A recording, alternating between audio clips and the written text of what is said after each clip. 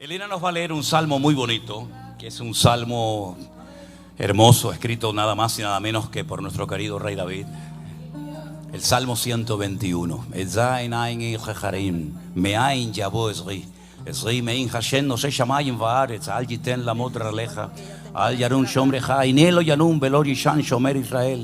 Y otras cosas que de verdad que es un salmo maravilloso. Vamos a leerlo en español, ¿les parece? Buenas tardes a todos, Dios les bendiga. Antes de leer quería saludarles, decirles que estoy feliz, gozosa de estar aquí con ustedes, de ver pues seguramente las ganas que traen de escuchar la palabra de Dios y alabar al Señor juntos.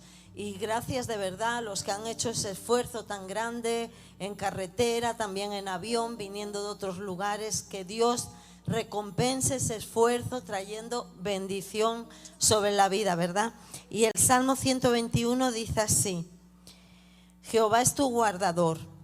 Alzaré mis ojos a los montes, ¿de dónde vendrá mi socorro? Mi socorro viene del Señor que hizo los cielos y la tierra. No dará tu pie al resbaladero, ni se dormirá el que te guarda. He aquí no se adormecerá ni dormirá el que guarda a Israel. Jehová es tu guardador, Él es tu sombra, tu mano derecha. El sol no te fatigará de día, ni la luna de noche.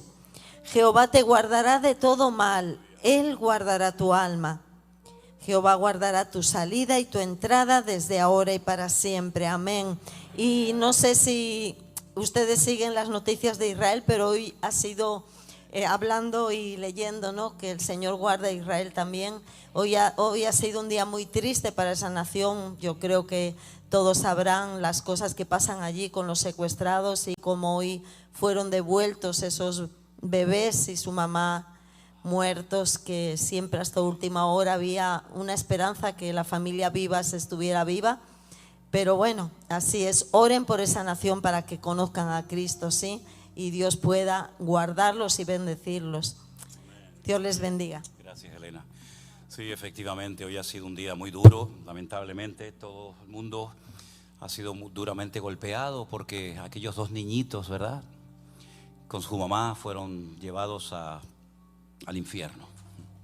Durante más de 500 días siempre se albergó la esperanza, ¿no?, de que pudieran volver con vida, pero lamentablemente hoy volvieron otra vez a Israel, pero muertos, ¿verdad? Tremendo.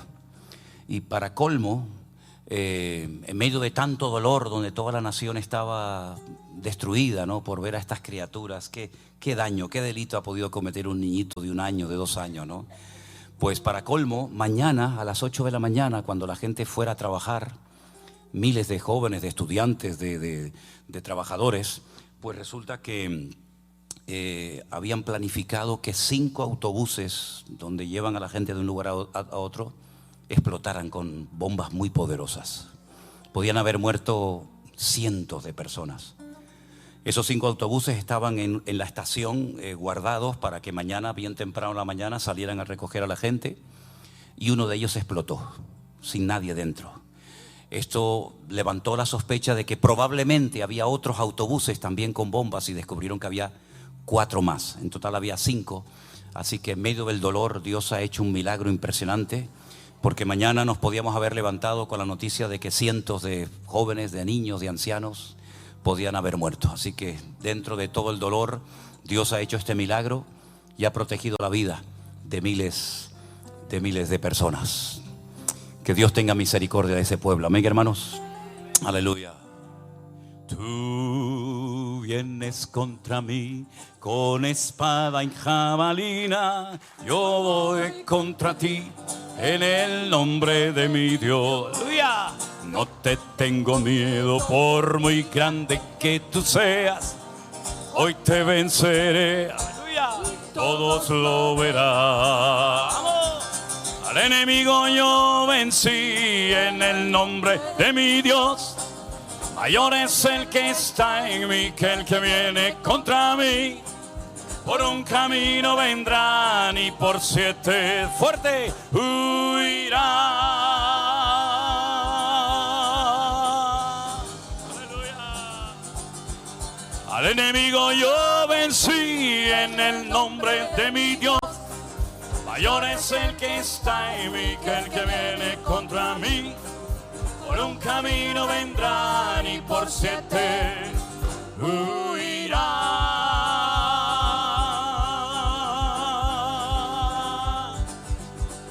Y aunque nadie se atrevía a pelear contra el gigante, era día de victoria y de gloria.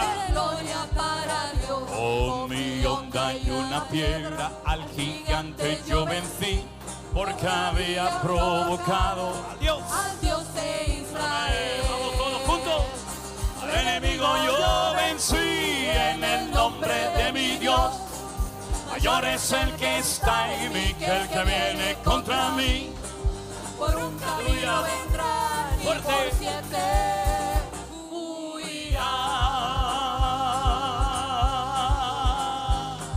Dígalo conmigo. Al enemigo yo vencí en el nombre de mi Dios.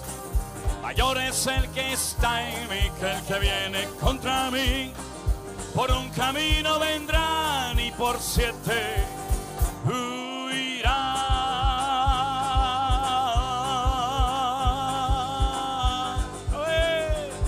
Al enemigo yo vencí en el nombre de mi Dios. Mayor es el que está en mí que el que viene contra mí. Por un camino vendrán y por 7 huirán.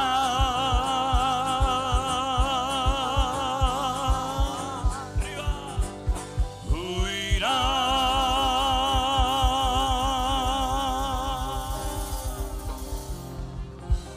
Amén. Fuerte ese aplauso a nuestro Dios, hermanos. Por un camino irá el enemigo derrotado. ¿Cómo ha sido derrotado?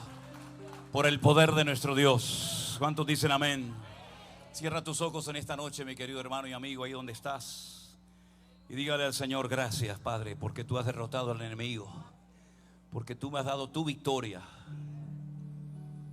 Y yo en esta noche, Señor, estoy tan agradecido por todo lo que tú has hecho en mi vida. Y por todo lo que harás, porque Dios es bueno. Y no se cansa de bendecirnos, al contrario. Sigue diciendo, venid a mí los trabajados y cargados, que yo os haré descansar. Aprended de mí, dice el Señor. Aprended de mí, aleluya. Rey de reyes, Señor de señores, admirable. Consejero, Dios fuerte, Emanuel, Dios con nosotros. El Cordero que fue inmolado, eres digno de tomar el poder, las riquezas, la sabiduría. La fortaleza, la honra y la gloria y la alabanza por los siglos de los siglos. Amén. Aleluya a todos. Rey de reyes, Señor de señores, admirable. Consejero, Dios fuerte, Emanuel, Dios con nosotros. El Cordero que fue inmolado, eres digno de tomar el poder, las riquezas, la sabiduría, la fortaleza, la honra y la gloria y la alabanza por los siglos de los siglos. Amén. Aleluya. Rey de reyes, Señor de señores, admirable. Consejero, Dios fuerte, Emanuel, Dios con nosotros. Aleluya. El Cordero que fue inmolado, eres digno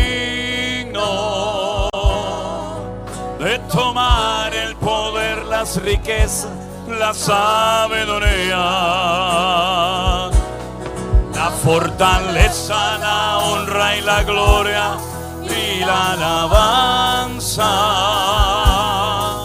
por los siglos de los siglos. Amén. Vamos, iglesia. Rey de reyes, Señor de señores, admirable, consejero, Dios fuerte, Manuel, Dios con nosotros. Cordero, pero que fue inmolado, eres digno de tomar el poder, las riquezas, la sabiduría, la fortaleza, la honra y la gloria. Aleluya. Alabanza por los siglos de los siglos. Amén. Por los siglos de los siglos.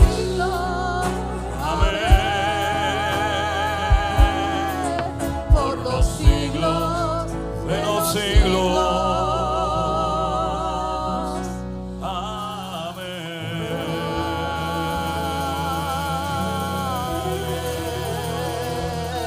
Amén. Amén.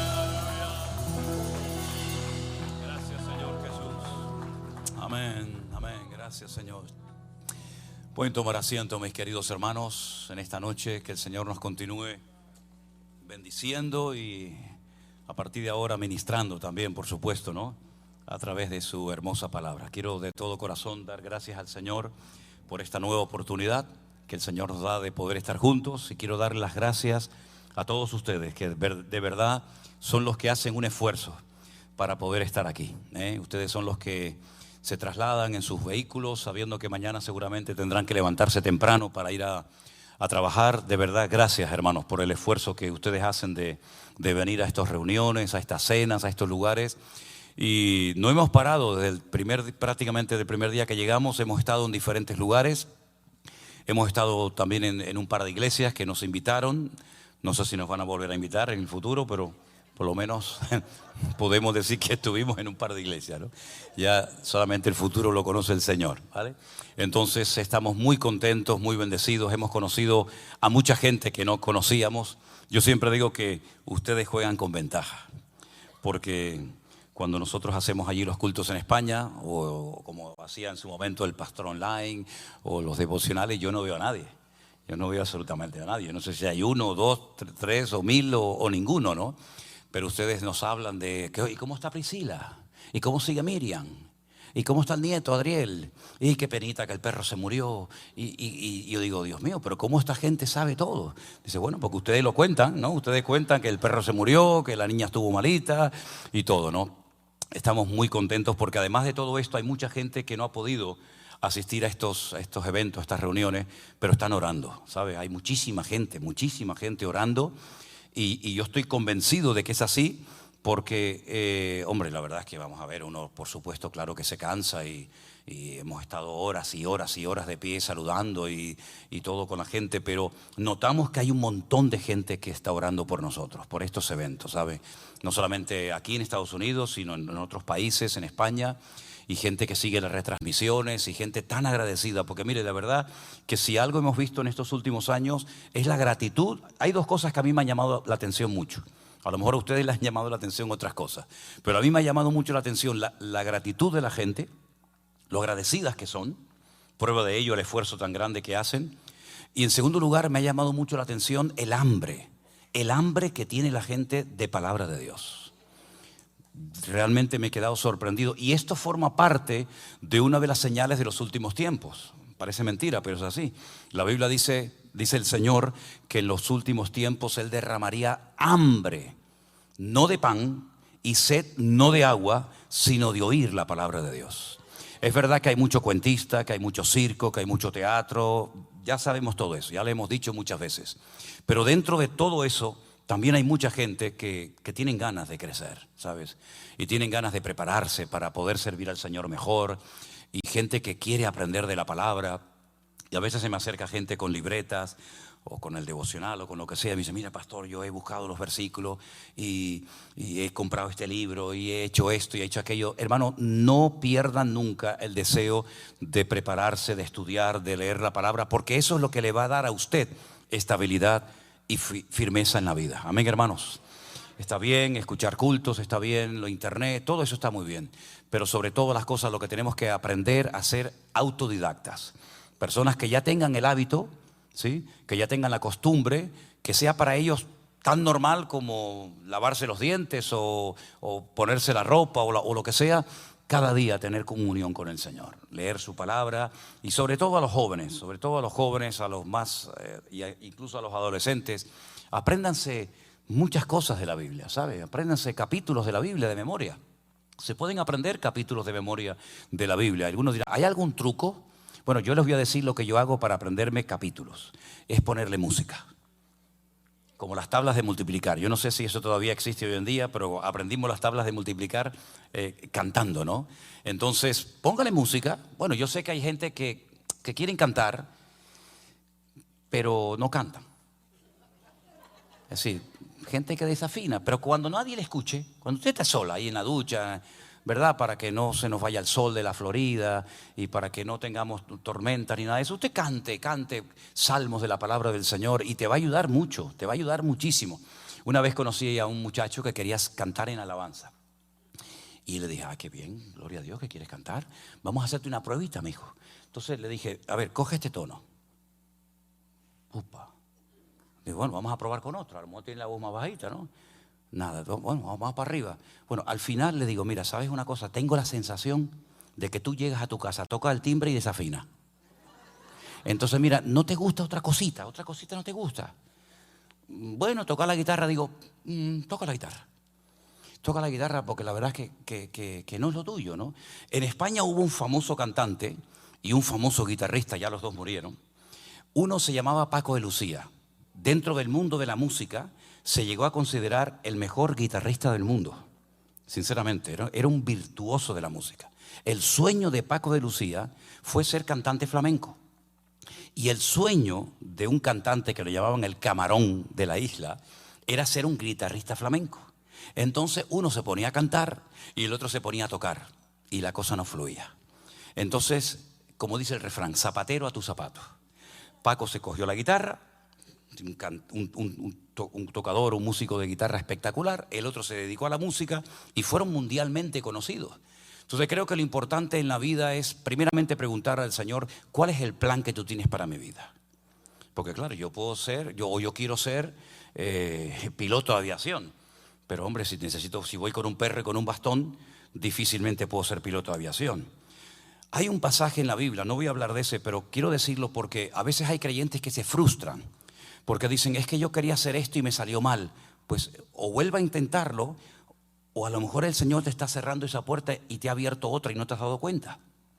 La Biblia dice que un día Pedro y Juan subían al templo a la hora de la oración para orar. Y la palabra del Señor dice que estaba allí un paralítico de nacimiento. Todos conocen la historia, ¿no? Hechos capítulo 3. La palabra del Señor dice que el hombre extendió la mano esperando recibir algo de ellos. Fíjate qué interesante lo que le dijo Pedro y Juan también a este muchacho, a este hombre. No tengo ni plata ni oro. Si en este momento no dispongo de recursos económicos para ayudarte, pero tengo lo que tengo, te lo voy a dar. Y a mí eso siempre me impactó, cómo un hombre de Dios como Pedro fue capaz de reconocer lo que no tiene, pero también fue capaz de reconocer y de usar lo que el Señor le había dado. Entonces todos y cada uno de los hijos de Dios tenemos talentos, tenemos dones, tenemos habilidades, cosas que usted sabe hacer.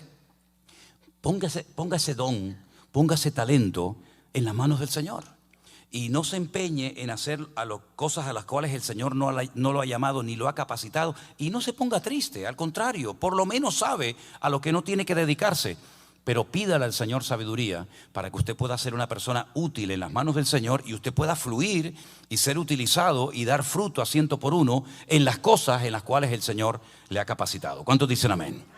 A mí me hubiera gustado ser un pianista, un virtuoso del piano. Tengo en mi casa un piano, lo toco, pero ahí como una cosa privada, ¿no? Pero hermanos queridos, lo importante en la vida, sobre todo las cosas, es prepararnos. Prepararnos, dejarnos tratar, dejarnos moldear por el Señor y aprovechar todas y cada una de las oportunidades que el Señor nos da para prepararnos, porque llegará el momento que llegará la oportunidad de tu vida. ¿Cuántos dicen amén? Cierra tus ojos un momentito, vamos a orar a nuestro buen Dios y vamos a pedirle que la palabra que vamos a escuchar en esta noche sea de bendición para nuestra vida y nos haga bien a nuestro espíritu, a nuestro ser. Y cuando salgamos por esas puertas, podamos decir: hoy el Señor otra vez volvió a hablar a mi vida. Aleluya. Gracias, Señor, por esta oportunidad maravillosa que nos das de poder estar aquí reunidos, un grupo de tus hijos que te amamos. Hemos cantado a tu nombre, hemos honrado tu nombre, nos hemos gozado en el tiempo de alabanza que hemos tenido. Pero ahora queremos, buen Dios, que tú nos hables a través de tu hermosa y poderosa palabra, que podamos salir de aquí bendecidos, fortalecidos en la fe y que podamos, Señor, seguir adelante caminando en el nombre del Señor cada día. Pedimos todo en el nombre de Jesús. Amén y amén. Quiero llevarles al tercer evangelio, el evangelio de Lucas, concretamente al capítulo 8, donde hay algunas historias muy interesantes, pero en esta ocasión quiero hablar de una mujer. Si ustedes se han dado cuenta, dicen las estadísticas que el 75% casi de las personas que asisten a una iglesia suelen ser generalmente mujeres. Me llama mucho la atención que cada vez vienen más hombres a los eventos que hacemos. Al principio la mayoría eran mujeres, pero cada vez vienen más hombres y me alegro muchísimo de ello. Y la Biblia está llena de historias de hombres buenos y malos que por lo que hicieron pasaron a la historia. Pero también la Biblia, y hay que ser honesto y hay que ser realista, la Biblia está llena de nombres, de vidas, de mujeres que también pasaron a la historia por lo que hicieron, por la forma como vivieron, por las decisiones que tomaron y sobre todo por la fe que tenían. De hecho, hay un capítulo que les recomiendo que lo lean y si pueden apréndanselo de memoria porque es un capítulo monográfico que gira en torno al tema de la fe, que es extraordinario, que es el capítulo 11 la carta a los Hebreos, que nos habla de hombres y de mujeres que por lo que hicieron o por lo que dijeron pasaron a la historia. Ahí se habla de Abraham, se habla de Jacob, de José, de Moisés, etcétera, pero también se habla de algunas mujeres. El caso del texto de esta noche, se nos habla de una mujer, pero no nos dice la Biblia cómo se llamaba. ¿Por qué? Bueno, el Señor sabrá. Pero lo que está bien claro que la historia es muy interesante y dice así. Lucas capítulo 8, verso 4. Una mujer que padecía flujo de sangre desde hacía 12 años y que había gastado en médicos todo cuanto tenía y por ninguno había podido ser curada. Lucas, el que está escribiendo el evangelio, probablemente era médico y él no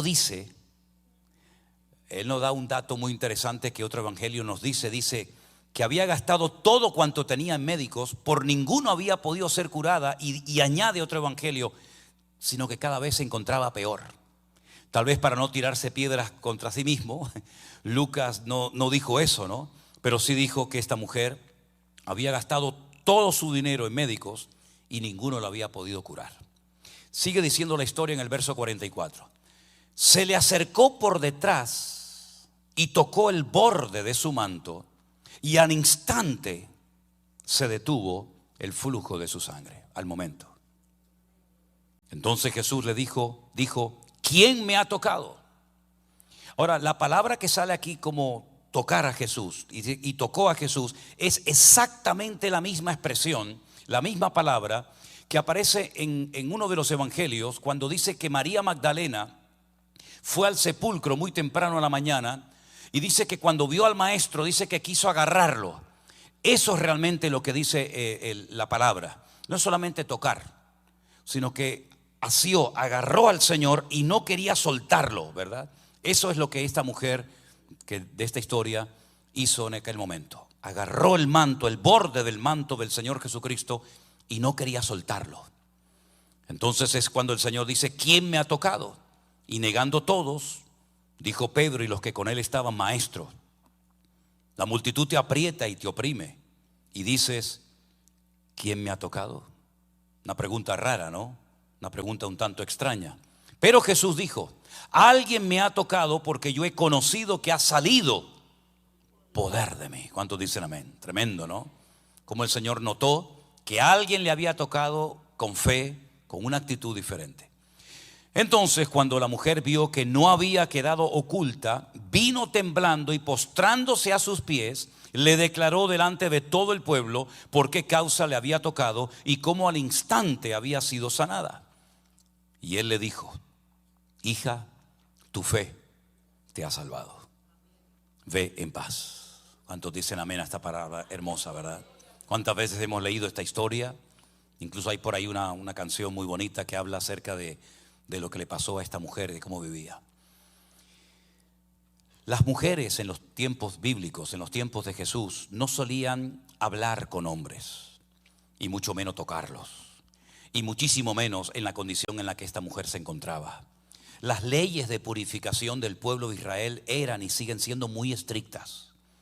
Una persona se cuidaba muchísimo de no tocar cosas que no tenía que tocar, de no mirar lo que no tenía que mirar, de no contaminarse, porque el hecho de purificarse para poder subir al templo, a lo que era en aquel momento la casa de Dios, pues implicaba que a lo mejor tenías que estar una semana o más en tu casa purificándote, esperando el tiempo para poder llegar a la presencia del Señor. Lo que está bien claro que esta mujer que estaba inmunda no podía entrar nunca al templo en esa condición. Esa mujer en esa condición no podría entrar a ninguna sinagoga. Esa mujer, todo lo que tocaba quedaba totalmente inmundo. Y si tocaba a un hombre en público y lo impurificaba, pues probablemente cualquiera podía haberla matado a pedradas sin ningún problema. Por lo tanto, era una mujer no solamente inmunda, era una mujer débil porque estaba perdiendo durante 12 años sangre. La Biblia dice que la sangre es la vida es la sangre. Esta mujer se arruinó económicamente hablando porque dice que gastó todo cuanto tenía, creyendo que los médicos podían solucionar su problema, y más bien fue todo lo contrario, cada vez estaba peor. No solamente estaba débil, impura y arruinada, sino que probablemente era una mujer solitaria, porque nadie podía convivir con ella. Esta era una causa de divorcio en la época de Jesús. Había varias causas de divorcio, pero esta era una de ellas. Por ejemplo, una mujer que no le daba a luz, que no le daba hijos a su marido, era causa de divorcio. De hecho, hay algo que se llama en hebreo la ketubá, que es un contrato prematrimonial que se hace donde el hombre se compromete a una serie de cosas con su esposa, la esposa con su marido, y si se quebranta ese acuerdo, pues se le da carta de divorcio. Y este era uno de los motivos. Un hombre no iba a convivir su vida, no iba a compartir su vida con una mujer que estuviera en estas condiciones. No solamente eso, sino que además esta mujer era judía. Y ella sabía que como judía jamás iba a poder rehacer su vida ni con otro hombre, ni siquiera espiritualmente. Porque dice que el problema que tenía ya lo llevaba arrastrando por mucho tiempo, por 12 años. Una vida triste, una vida solitaria, enferma. Había perdido toda la ilusión, toda la esperanza. Pero hay algo que me llama mucho la atención de esta mujer. Y es que tenía algo fundamental para la vida, y es que tenía un rayito de fe. Ella decía, otros evangelios lo cuentan, que si tan solo tocare el borde de su manto, ella creía que las cosas podían cambiar. Pero el borde del manto ¿de quién? Porque todos los judíos llevaban y llevan un manto, el famoso talit. Pero el manto y el borde ¿de quién? ¿De cualquier sacerdote, de cualquier persona, cualquier hombre que pasara por el camino? No. Ella, como buena judía, sabía que las profecías y los profetas del Antiguo Testamento habían hablado acerca de que algún día, en algún momento de la historia, vendría el ungido, el Mashiach, el Mesías, y todo lo será solucionado por el Mesías. Los enfermos serían sanados, los muertos resucitarían, y tantas cosas más. Ella tenía esa ilusión, esa fe, esa confianza de que algún día podría tocar el borde del manto del Mesías y ser sana de ese azote, de ese flujo de sangre que ella tenía. La palabra de Dios nos enseña que esta mujer tenía esa confianza y esa fe. ¿De dónde le vino esa confianza en ese hombre que pasaba en ese momento, que era el verdadero Mesías? Bueno, probablemente la gente ya en aquel tiempo conocía perfectamente quién era el Señor Jesucristo. Ella seguramente habría oído: oye, este hombre ha levantado muertos. Este hombre ha resucitado gente, cosa que no hacía nadie en aquella época. Este hombre ha limpiado leprosos, cuando los leprosos también eran inmundos y tenían que salir fuera de las ciudades, apartarse de por vida, a morir en las montañas, ¿verdad? Esperando la muerte. Como vean cómo se iba deteriorando su organismo día tras día. Esta mujer había oído cómo el Señor fue al estanque de Betesda y sanó a un hombre que hacía 38 años, mucho más años que ella, a pesar de que era paralítico. Seguramente los milagros de Cristo estaban en boca de todo el mundo y ella tenía esa confianza, y por fin llegó su oportunidad. Por fin llegó el momento en el que ese hombre, ese ungido, ese Mesías, pasó delante de ella. Pero ¿cómo acercarse públicamente a tocar al maestro? Me van a matar, no tengo ninguna posibilidad, estaba debilitada. Si lo hacen, si me descubren, puedo morir. ¿Y de qué me sirve haber sido sanada si a los 5 minutos me van a matar a pedradas? Por eso dice la Biblia que cuando fue descubierta, la Biblia nos enseña que estaba temblando, muerta de miedo, porque no había pasado desapercibido el toque de fe y de confianza que había puesto en el Señor. Ahora, como he dicho en varias ocasiones, todo tiene una explicación en la palabra de Dios. No hay nada que se ha puesto para rellenar un texto, para hacer más amplio el capítulo. No. Todo en la Biblia tiene una explicación, ¿verdad? Hemos dicho en varias ocasiones que el idioma del Antiguo Testamento, el hebreo, es un idioma que tiene muchas, miles de características, pero una de ellas es que es un idioma alfanumérico. Es decir, cada letra tiene un valor numérico, ¿no es cierto? Y cada letra tiene un valor numérico y cada número tiene una letra, ¿verdad? Cuando ustedes quieren aprender hebreo, se tienen que aprender las letras con su correspondiente valor numérico, las unidades, las decenas, las centenas, etcétera, etcétera. Ahora bien, cuando esta mujer dice que quería tocar el borde del manto de Jesús, ¿cuál es la explicación? ¿Por qué ese empeño en tocar esa parte del manto de Jesús? ¿Por qué no dijo que me gustaría tocar en la espalda, la cabeza, el hombro, la cara, la barba? ¿Por qué el borde de sus vestiduras? Bueno, en ese idioma alfanumérico, toda palabra, todo nombre tiene un valor numérico. Y ese manto de oración se llama el talit. Y el valor numérico de la palabra talit es 600. Ella, como buena judía, sabía perfectamente que la Torá, que la ley de Moisés, tenía 613 mandamientos. 613 mandamientos. Era como una especie de gran constitución para que los agricultores, los ganaderos, los soldados, etcétera, etcétera, supieran cómo comportarse en cada momento de la vida en el que se encontraran.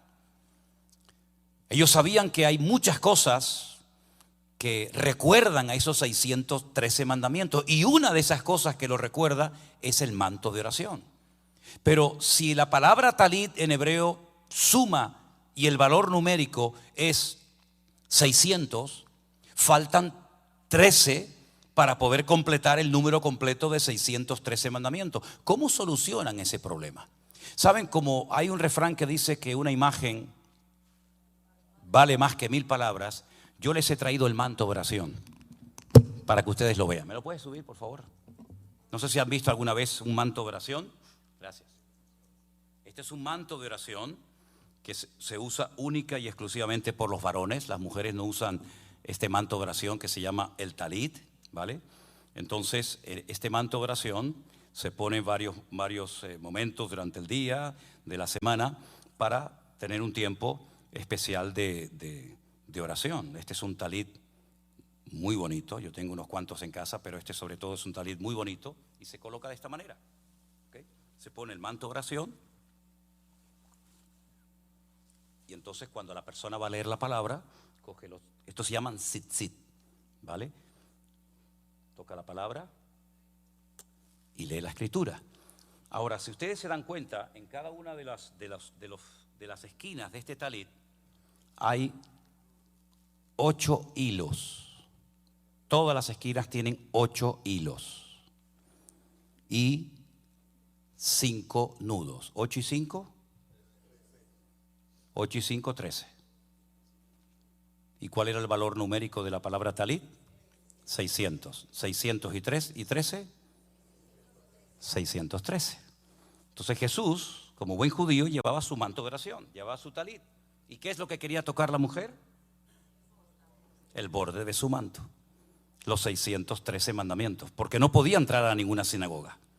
No podía entrar a ningún templo. No podía ir a la presencia de Dios, porque estaba inmunda. Esto fue lo que le cortó David al rey Saúl. Esto fue lo que le cortó. Algunos judíos dicen que por eso después, cuando era mayor, tenía mucho frío, para acordarse de que le rompió el borde de las vestiduras del manto de oración al rey Saúl, ¿verdad? Este es el famoso manto de oración. Este es el talit que se utilizaba y se sigue utilizando para orar, y representa y recuerda la palabra de Dios en la vida de un varón, en la vida de una persona. Ella tenía tanta fe en la palabra de Dios que ella sabía perfectamente que no toca el suelo. Ella sabía perfectamente que la palabra de Dios tiene poder. Y tú y yo tenemos que tener la completa seguridad de que la palabra de Dios, da igual si la lees en español, en hebreo, en griego, en arameo, en quechua, en japonés, en chino o en el idioma que tú quieras. Tú tienes que partir de la base que este libro que tú tienes en tu mano es la palabra de Dios, revelada, inspirada por el Espíritu poderoso y santo de Dios, para que tú sepas en todo momento de la vida, como padre, como madre, como hijo, como pastor, como viuda, soltera, casado o lo que sea, tú sepas en todo momento cómo tienes que comportarte y tener tu relación con el Señor cada día. No es un libro normal y corriente. No hay ningún libro en el mundo que tenga las características de este libro. El centro, si partiéramos la Biblia exactamente por la mitad y hubieran los mismos versículos y capítulos a un lado y a otro, el centro de la Biblia es el Salmo 118, que dice: mejor es confiar en Dios que confiar en los hombres. Mejor es confiar en Dios que confiar en los príncipes. Ese es el centro exacto de la escritura, de la palabra del Señor. Es un libro único, porque todos los libros los escribe una persona. Pero este libro no lo escribió una persona, lo escribieron más de 40 personas. 40 personas que entre ellos la mayoría no se conocían. Fue escrito fundamentalmente en dos idiomas. El Antiguo Testamento mayoritariamente en hebreo, aunque hay muchas partes de arameo, y el Nuevo Testamento en griego. 3/4 partes del material que tenemos en este libro es material profético. No hay ningún libro en el mundo que contenga tantas profecías como este libro. Profecías que se han cumplido, profecías que se están cumpliendo y profecías que se cumplirán. Hablaban de la venida del Mesías, que ya se produjo hace 2000 años, y hablan de una segunda aparición del Señor Jesucristo en los últimos tiempos, precedida por centenares y centenares de señales y de datos que los tenemos ahí para nuestra comprensión, para que seamos entendidos en los tiempos y no ignorantes, entretenidos en la vanidad del mundo, olvidándonos de que el Señor viene pronto y que cumple su palabra. Amén, hermanos. Es un libro que da vida. Es un libro que transforma a la gente. No he conocido nunca a nadie que de verdad, de corazón, no en plan así con una mala actitud, sino de verdad, de corazón, que quiere conocer la verdad, se adentra en las páginas de este libro. Y es un libro que transforma pueblos, países enteros. Es un libro que te da paz. Es un libro a través del cual Dios te habla. Y uno puede decir, bueno, pero ¿qué tiene este libro que lo puedes leer toda tu vida y no te cansas? Puedes comprar un buen libro, no sé, el que tú quieras, y lo puedes leer 1, 2, 3, 4, 20 veces, pero llegará un momento que ya te aburre, ya lo has leído. Incluso a lo mejor algunos libros los han hecho en películas también o en series, ¿no? Sin embargo, la Biblia la lees y la lees y la lees y vuelves a leer a lo mejor lo mismo que has leído la semana pasada o el mes pasado o el año pasado, y Dios te sigue hablando a través de ella.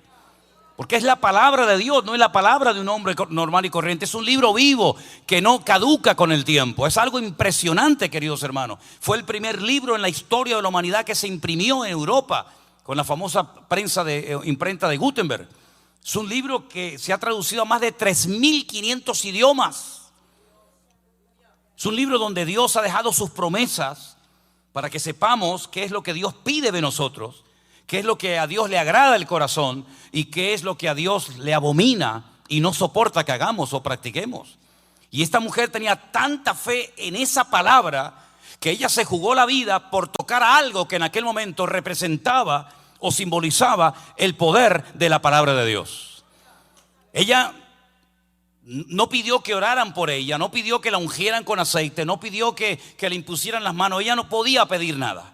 Ella era una pobre víctima de la religión.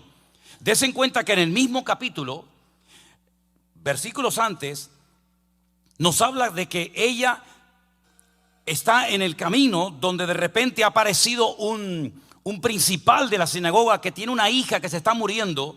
Y la palabra de Dios nos enseña que en aquella época, pues una persona con estas características que ella tenía era expulsada inmediatamente de la sinagoga. Así que ese hombre que está delante de ella probablemente le dijo: no, a mi sinagoga no entres. No entres, tú estás inmunda, tú vas a contaminar toda mi sinagoga. Sin embargo, se encuentran los dos, el religioso y la mujer desesperada, en el mismo punto, delante del mismo Señor, los dos pidiendo socorro y los dos pidiendo auxilio. Uno tiene una niña de 12 años a punto de morir y la otra lleva 12 años sufriendo. Qué casualidad, ¿no? 12 y 12. Pero la cuestión está en que ella sabía que si el Señor no la sanaba, si el Señor no hacía un milagro en su vida, esta mujer moriría sin ninguna esperanza, ni de Dios, ni de los hombres, ni de nadie. Pero ella sabía que todavía tenía una oportunidad y la aprovechó. Y se atrevió a ir hasta donde estaba el Señor y lo tocó. Y el Señor sabía que alguien le había tocado de una forma diferente. A veces decimos: Señor, tócame, háblame, bendíceme, ministrame. Pero qué bueno es también acercarnos a Dios y que con nuestra actitud el Señor esté contento y satisfecho, ¿verdad? Ahora, hay personas que están en una crisis de fe. He conocido a muchos hermanos, mucha gente que están en crisis de fe, enfadados con Dios porque su hijo se murió, porque su marido se fue, porque no les salieron las cosas como ellos esperaban que tenían que salirles. Hay creyentes que están enfadados con Dios porque oraron y el Señor no les respondió como ellos querían que el Señor les respondiera. Hay varios ejemplos en la Biblia de personas que tuvieron en un momento determinado de su vida mucha fe para hacer algo, pero algo pasó que su fe menguó y entraron en una especie de crisis de fe. Y como por ejemplo tenemos el caso de Pedro, que dice la Biblia que se atrevió a caminar por encima de las aguas, pero viendo los vientos y las olas y viendo el mar, dice que tuvo miedo y comenzó a hundirse. Y al final, cuando logra entrar otra vez en la barca, el Señor le dice: hombre de poca fe, ¿por qué dudaste? Porque cuando no dudabas, eras capaz de caminar conmigo por encima de las aguas, pero en el momento en que le diste lugar al miedo, a la duda, te hundiste. Tenemos el caso de aquel hombre que dice la Biblia que llegó un día creyendo que estaba el Señor en ese lugar, y cuando llegó resulta que el Señor no había estado con sus discípulos durante toda la noche. Se había llevado a 3 de ellos, Pedro, Jacobo y Juan, a la montaña para orar. Y dice la Biblia que cuando bajaron al día siguiente de la montaña, este padre desesperado se acerca al maestro y dice: si puedes hacer algo por nosotros, ayúdanos. Fíjate, viene con una fe, con un entusiasmo, con un fervor, sus expectativas no se cumplen, y entonces ahora por fin viene el Señor y le dice: si puedes hacer algo. ¿Cómo que si puedo hacer algo? Tú sabes con quién estás hablando. No es si yo puedo, es si tú puedes seguir creyendo, porque al que cree todo le es posible. La Biblia dice que tenía un niño pequeño que cada vez que veía fuego se tiraba adentro y se quería quitar la vida. O cada vez que veía aguas profundas, el niño se tiraba para ahogarse. Un espíritu de muerte, un demonio que quería destruir la vida de esta criatura. Y el Señor lo liberó. Cuando por fin se produce el milagro, sus discípulos, sorprendidos de ver lo instantáneo que fue la respuesta y la actuación del Señor, le dicen al Señor: Señor, ¿por qué tú pudiste echarlo y nosotros no? Y le dice: por vuestra falta de fe. Por vuestra falta de fe. Esta mujer logró cambiar de vida porque utilizó tal vez la mucha o la poca fe que tenía y logró acercarse al Señor. Y el que pone su fe en el Señor le sorprende y le transforma la vida. ¿Cuántos dicen amén? Bendito sea Dios. Nos ha pasado a todos y a cada uno de nosotros. No tenemos fe en la fe. La fe no es una llave maestra, una varita mágica que todo lo consigue. No, no, no, no, no. Dice la Biblia, tened fe en Dios. Ahora, vivimos en un mundo, vivimos en unos tiempos en los que quieren envenenar nuestra fe. Por ejemplo, hace unas semanas atrás, cuando estaba en España, me llamaron de una emisora de radio de San Antonio, donde vamos a estar dentro de unos días, en Texas. Y me decía la hermana, con un pastor que estaba allí haciéndome preguntas y todo, me dice que han notado en las iglesias, incluso en estos eventos que estamos a punto de celebrar allí, que algunos hermanos tenían miedo de ir por toda esta ley que ha salido de deportarte. Y yo le dije, mira, yo no sé quién es esa gente, pero diles de parte mía que ha llegado el momento de demostrar su fe y su confianza en Dios. Porque si yo tengo miedo y me encierro en mi casa y que nadie se entere que estoy aquí, y apago las luces y cierro la puerta y bajo las cortinas y no voy a la iglesia por miedo a que los hombres me echen de aquí, pues no hace falta que me vengan a buscar. Yo abro la ventana y digo, hola, estoy aquí. No hace falta que me vengan a buscar, yo estoy aquí. Porque ya pasó hace miles de años que hubo una ley que prohibía a la gente orar. Que por cierto, ahora en Escocia, en Europa, hay una zona donde está prohibido orar. ¿Tú sabes lo que yo haría si yo viviera en Escocia y prohibieran orar? Abría las ventanas de la casa y usaba hasta un megáfono y me pondría a orar. Porque eso fue lo que hizo Daniel en Babilonia. Cuando dice, no se puede orar por un tiempo porque el rey lo ha prohibido. Dice, sí, pues voy a seguir orando por la mañana, por la tarde y por la noche. Por la mañana, por la tarde y por la noche. Y ahora con las ventanas abiertas para que todo el mundo se entere. Siempre nos han tratado de meter miedo. Cuando no fue la gripe aviar, ¿se acuerdan la gripe aviar? Era con el COVID. Cuando no era con el COVID, era porque vino un huracán. Cuando no vino un huracán es porque el petróleo se disparó. Cuando no se disparó es porque viene la guerra. Y siempre han tratado de envenenar la fe del creyente. Por eso yo le digo, hermano, lo que tiene que hacer usted es, en vez de prestar tanta atención a las noticias y a lo que dicen los hombres, que eso le va a meter miedo y le va a envenenar su fe, lo que tiene que hacer es levantarse por la mañana, ponerse de rodillas, orar, leer la palabra. Y como dice la palabra, ¿de dónde vendrá mi socorro? Mi socorro viene del Señor que hizo los cielos y la tierra. Eso dice la palabra del Señor. Ahora, si usted es un cristiano que tiene miedo que lo deporten, yo pregunto, ¿quién es el que controla este país? ¿Quién es el que controla y pone y quita reyes? Que yo sepa, es el Señor. Pues si el Señor quiere que esté aquí, yo voy a estar aquí. Y si no quiere que esté aquí, no voy a estar aquí. Por mucho que me escondo, por mucho que lo pida y por mucho que lo reclame y lo decrete, como hay algunos por ahí que están todo el día reclamando y decretando cosas. Hermanos queridos, no tengamos miedo. El Señor es el dueño de nuestra vida. El Señor es el que abre y cierra puertas. El Señor es el que ha prometido estar con nosotros todos los días hasta el fin del mundo. Alimente su fe con la palabra, no con las noticias de la televisión, que va a vivir asustado y va a vivir todo el día con miedo. Y dice la Biblia que el miedo no es de Dios. El perfecto amor echa fuera todo temor. ¿Cuántos dicen amén? Esta mujer se mantuvo y dijo, yo voy a tocar, me cueste la vida, aunque me maten, pero yo voy a ir hasta donde está el Señor. Y llegó y tocó al Señor y su vida cambió completamente. Aprovechó tal vez la única oportunidad que tenía de acercarse al Maestro. Porque el Señor, saben, hoy estaba aquí, mañana estaba allá y a lo mejor aquí nunca más volvía. Por lo tanto, queridos hermanos, dice la Biblia, si oyereis hoy su voz, no endurezcáis vuestros corazones. Dios nos da oportunidades en la vida para servirle, para demostrar nuestra fe. El Señor nos da muchas oportunidades a lo largo de la vida. Algunos las aprovechan y otros las desperdician y no se dan cuenta. Miren el ladrón en la cruz, tenía solamente una oportunidad de salvación, ya no tenía más. Ese era el último día de su vida. No iba a bajar de la cruz a seguir delinquiendo. Esa era la última oportunidad que tenía en esta vida de entregarle su vida al Señor. El otro que hacía, se reía, se burlaba. A otro salvó, sálvate a ti mismo y a nosotros. Sin embargo, este le reprendió y le dijo, ni aún temes a Dios, estando en la misma condenación. Nosotros justamente padecemos porque nuestros delitos, nuestra fechoría, nuestro desorden nos ha llevado hasta aquí.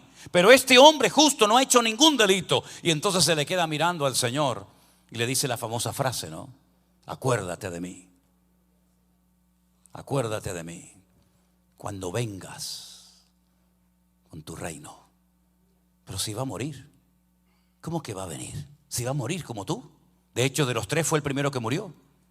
Pero le dice, acuérdate de mí cuando vengas en tu reino. Porque él leyó que encima de la cruz de Cristo había un cartel en varios idiomas que decía, este es el rey de los judíos.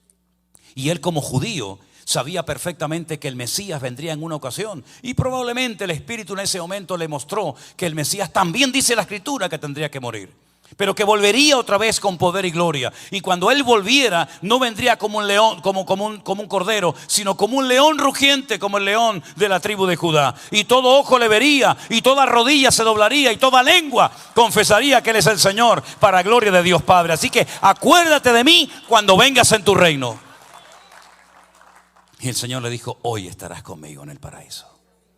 Hoy estarás conmigo en el paraíso. Pero no tenía otra oportunidad, mañana era tarde. Esta mujer también sabía que a lo mejor esa era la última oportunidad que tenía para tocar el borde del manto del Señor. Y la aprovechó. Tú vas a aprovechar la oportunidad que el Señor te da hoy para entregarle tu vida y poner tu vida en sus manos y dejar que Él te guíe y te cuide y te sorprenda. Algunos dicen, bueno, cuando yo sea más grande, cuando sea mayor, ahora quiero disfrutar de la vida, como si ser cristiano significa no disfrutar de la vida. Sin Cristo la vida no merece la pena. Pero con Cristo merece la pena llorar, reír, sufrir o lo que haga falta. Y esta mujer dijo, yo voy a tocar al Señor. Y el Señor se dio cuenta de que había sido tocado por esta mujer. Y no le dijo, tu fe te ha sanado, que es verdad que la sanó, sino que emplea un término diferente. Dice, tu fe te ha salvado. En otras palabras, tu fe va mucho más allá de una simple sanidad. Porque si el Señor te sana, algún día tendrás que morir, porque no has tenido la salvación de tu alma. Pero el Señor le dice, tu fe te ha salvado. Es mucho, lo que ha pasado en tu vida es mucho más que simplemente una sanidad o un milagro más de tantos que ya había hecho el Señor. Hoy esta mujer ha nacido de nuevo. Esta mujer ha entendido el evangelio. Esta mujer ha unido mi persona con el poder de la palabra. Y esta mujer es salva a partir de ahora mismo. Es decir, que no era religiosa, no sabemos cómo se llamaba, no sabemos cuántos años tenía, pero sí sabemos que cuando lleguemos a la presencia del Señor, nos la vamos a encontrar allá. ¿Cuántos dicen amén? ¿A cuántos le gustaría encontrarse con ella en la otra vida? Pues es aquí y ahora, donde tienes que poner tu vida en las manos del Señor. Pero por otra parte, queridos hermanos, también me sorprende que la situación del mundo, de la sociedad en la que vivimos, se parece mucho a esta mujer, porque el mundo se está desangrando. Nuestro planeta se está desangrando. Miles y miles de personas desesperadas mueren cada día sin Cristo. Personas se quitan la vida, jóvenes enganchados. Qué terrible cuando fuimos el año pasado por las calles de Las Vegas, en San Francisco, en California, que eso es un desastre. Miles, centenares de jóvenes, peor que animales, peor que perros, doblados en un semáforo sin poder levantarse, destruidos por la droga. Fuimos a una tienda de música, de repente vimos que fuera en la calle estaban los bomberos, estaba la policía, estaban todos. Y salimos y había un chico totalmente desnudo, ahí tirado en la calle como un perro.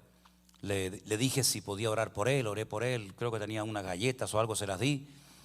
Qué tremendo ver a cantidad de gente perdida, porque han perdido la fe, la esperanza. Tal vez perdieron su trabajo, su familia, su esposa, sus hijos. Nosotros tenemos un mensaje que darle al mundo. Dijo el Señor, ir por todo el mundo y predicar el evangelio a toda criatura.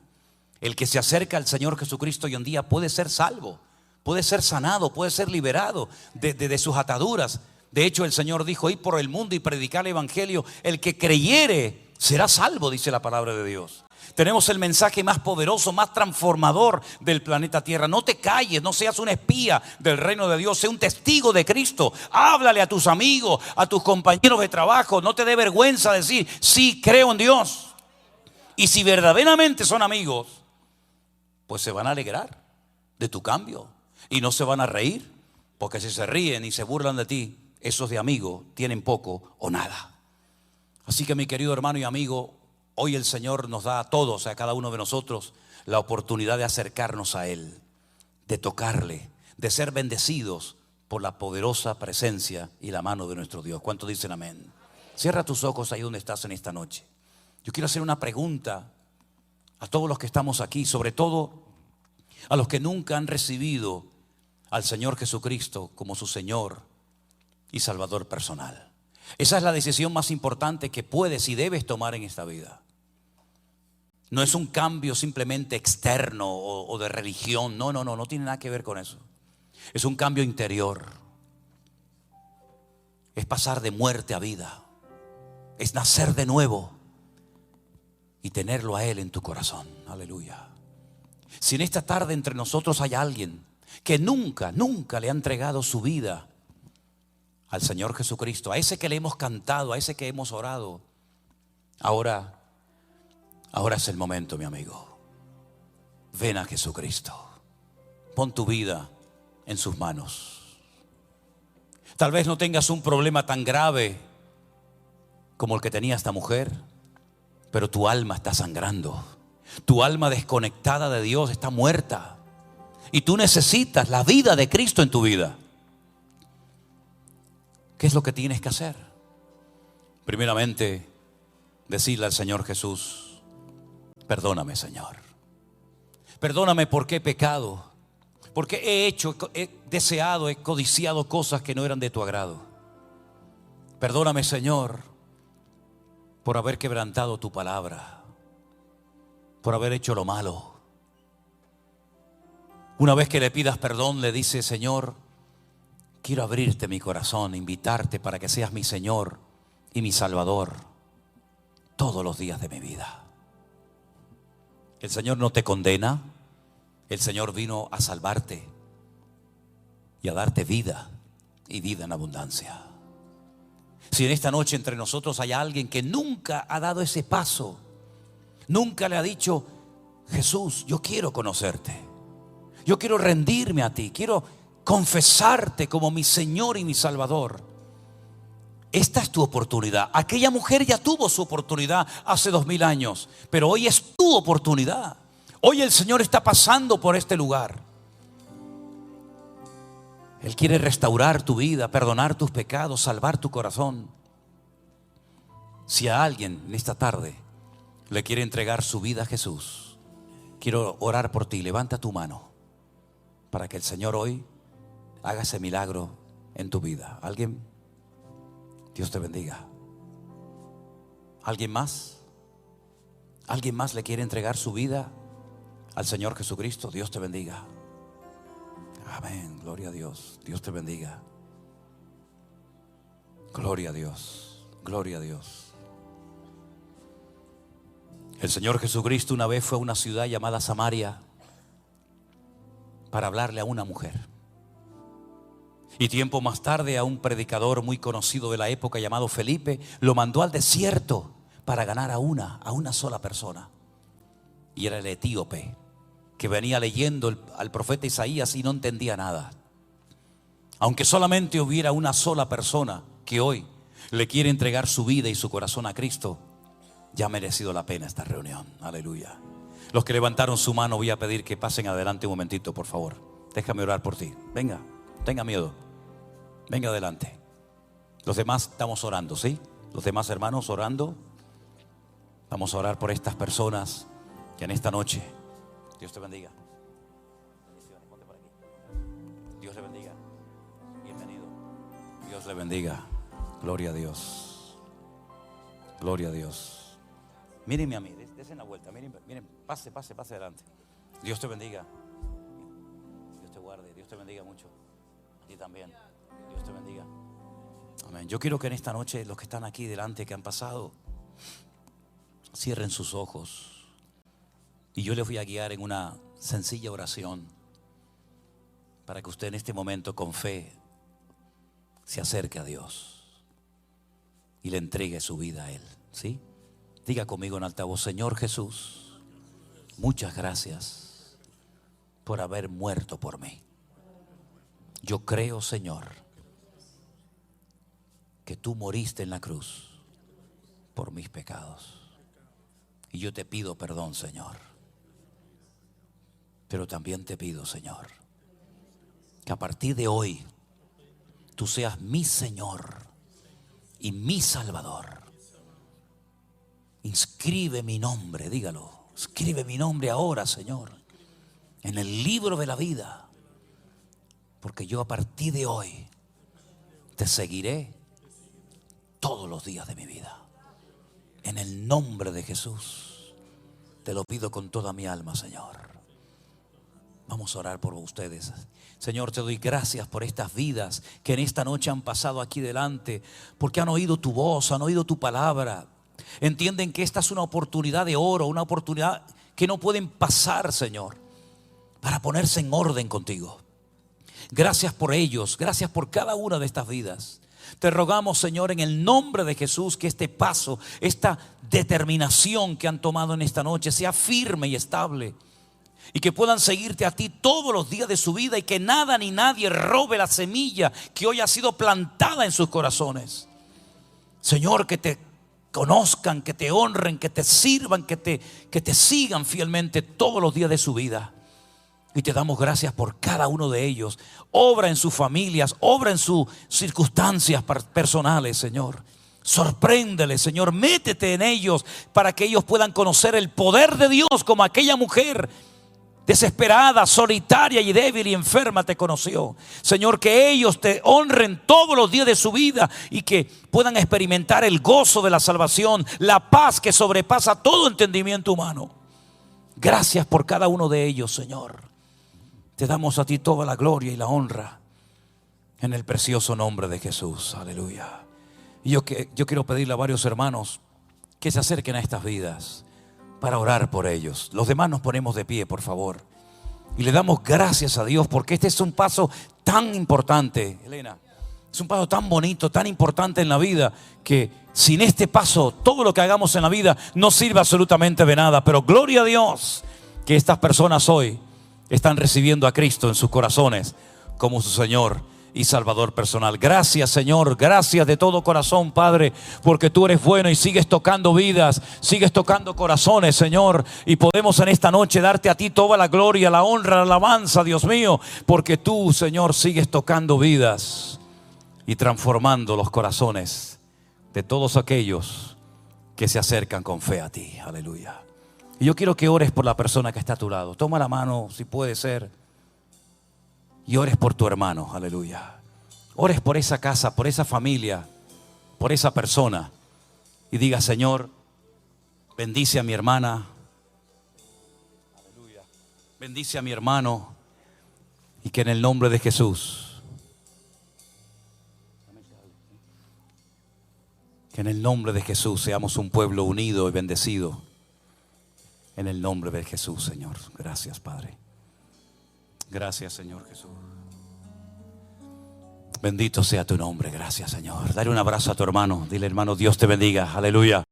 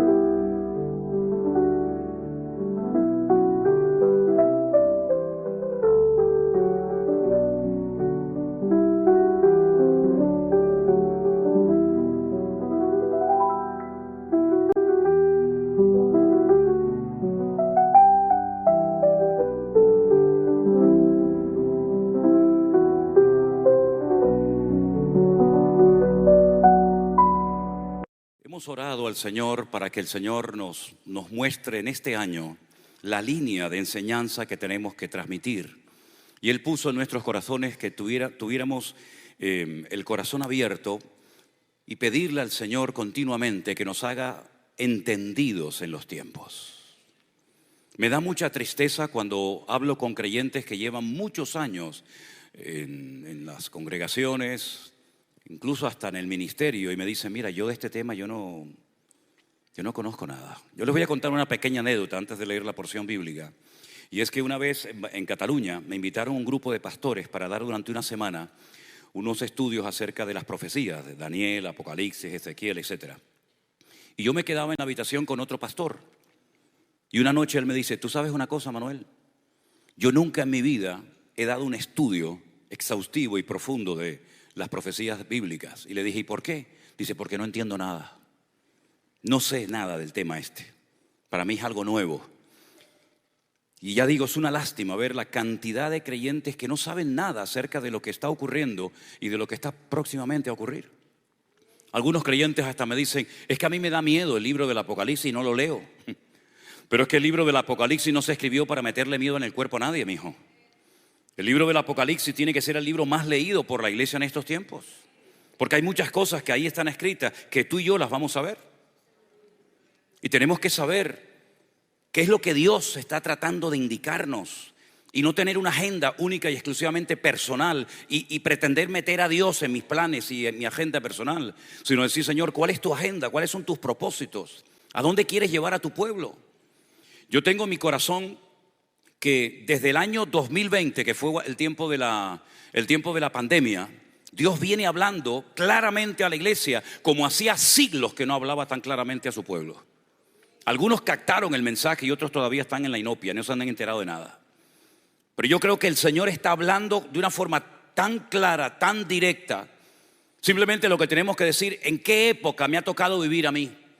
Porque depende del tiempo en el que yo viva, van a ser las señales que yo voy a poder ver. Es decir, si nosotros hubiéramos nacido en la época, por ejemplo, de Noé, tendríamos que habernos preparado durante mucho tiempo, almacenando comida, ayudando a Noé a construir aquel enorme barco gigantesco en medio del desierto, porque la señal de aquellos tiempos era el diluvio. Noé sabía que él no había sido llamado para construir ningún templo, ni para ir por todo el mundo predicando el evangelio, como después le dijo el Señor a sus discípulos.